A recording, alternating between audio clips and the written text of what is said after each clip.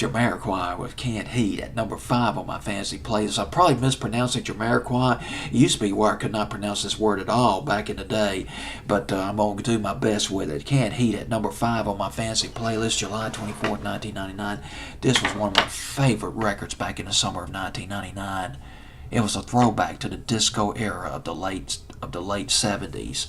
It had the beat, the feel, everything to it. It was just a nostalgic record, a nostalgic tour de force for Mr. Deejay, listening to Canned Heat by Jamiroquai.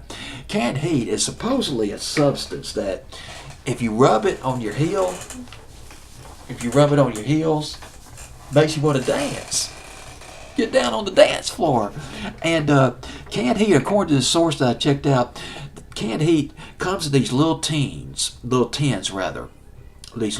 cans, and they're filled with a gelatinous substance, a gelatin-like substance that when you light it, you can stick it underneath a metal dish and keep the food warm. But you can also use Canned Heat for a cheap high, and a bluesman named Tommy Johnson wrote a song about that back in 1928 called Canned Heat Blues.